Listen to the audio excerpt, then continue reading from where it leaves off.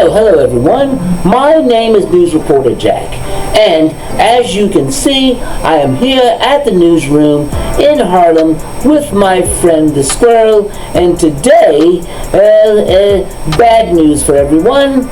There's a brand new Marshall in town, and for my own safety, and perhaps for yours, what you need to do is make sure that you're doing everything right, because you don't want to get caught by a Marshall. You can go to jail. So, we're going to learn today about the brand new Marshall in town in Harlem, New York, and that's where I'm reporting from. Take it away. Let's go live to Mr. Antonio's classroom and find out just who this Marshall is. Might be someone bad. All right, everybody, please come in and have a seat. Today, we're going to learn about a brand new Marshall in town. So, Calvin's going to come up and give the report. So, Calvin, come up here and give your report, and let's find out about the new Marshall that you learned about. Okay, I'm going to give my report now. Wait. Adela has a question. I'll answer your question, Adela. That's my cousin.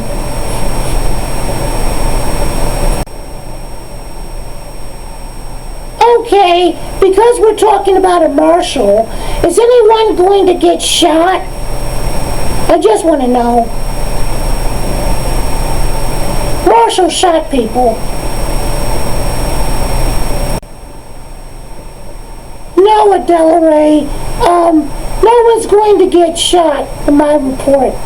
Now, I'm talking about Thurgood Marshall, and he was a civil rights lawyer and a jurist who served as an associate justice on the Supreme Court of the United States from 1967 until 1991.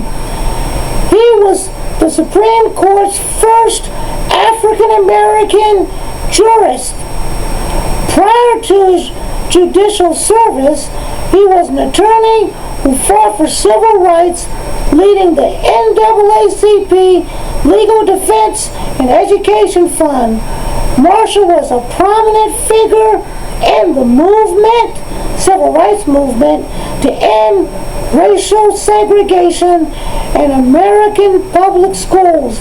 He won 29 of 32 civil rights cases he argued before the Supreme Court. And his big case was back in 1954, Brown versus the Board of Education, which rejected the doctrine of separate but equal. And he held, segregation was in public education, and it was held by the Supreme Court to be unconstitutional. Lyndon Baines Johnson appointed Marshall to the Supreme Court in 1967, and he was considered to be a liberal person. He frequently had dissent at the Supreme Court. That means he disagreed with people as the court became more conservative. Oh, okay. Shaniqua, you have a question? Okay, my question is, where was he born? Can you tell us any more information about Thurgood Marshall?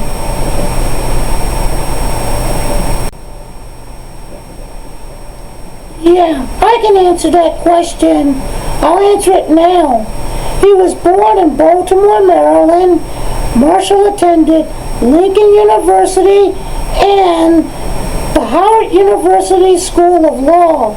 At Howard, he was mentored by Charles Hamilton Houston, who taught his students to be social engineers willing to use the law to fight for civil rights. Marshall opened a law practice in Baltimore, Maryland, but he soon joined Houston, his mentor at the NAACP here in New York. They worked together on the segregation cases of Missouri ex-rel Gaines vs. Canada. After Houston returned to Washington, Marshall took his place as special counsel to the NAACP, and he became director, counselor of the newly formed NAACP Legal Defense Fund. He participated in a number of Supreme Court cases, including Smith versus Allwright, Morgan versus Virginia, Shelley versus Kramer, and McLaurin versus the state of Oklahoma. And there was Sweet and Painter. His approach to desegregation cases emphasized the use of sociological data to show that segregation was wrong and it equaled inequality. So, okay. Adela Ray, you have another question? Yeah, I have a question. Look, is this like a cowboy western thing? Did he fight in bars and things like that? Why is everybody looking at me?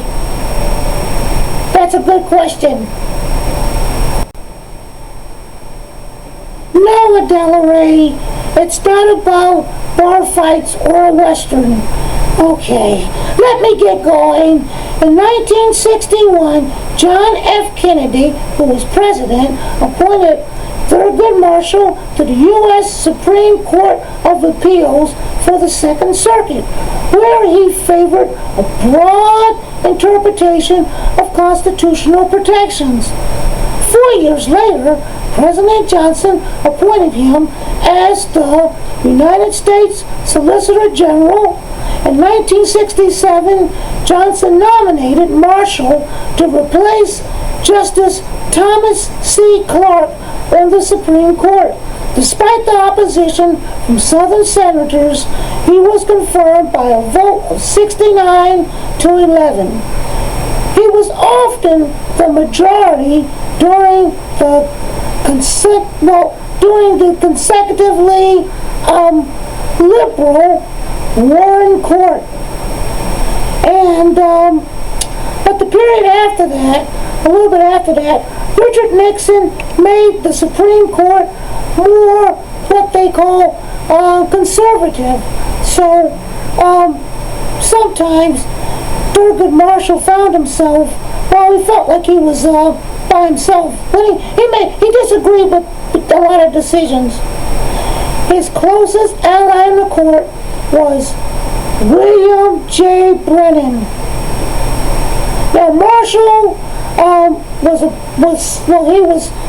he did a lot of common sense things, and he drew his experience from all the decisions he made from his real life experience. His most influential contribution to the Supreme Court was something called the sliding scale approach. That means the Equal Protection Clause. So that means the court would apply a flexible balance test to make sure things were equal for people. Yeah, that's what he did. And he really opposed the death penalty. And he thought that was cruel and unusual punishment. And he also favored a very broad interpretation of the First Amendment of the Constitution. Now, he retired in 1991 and he passed away in 1993. And that's all of my report.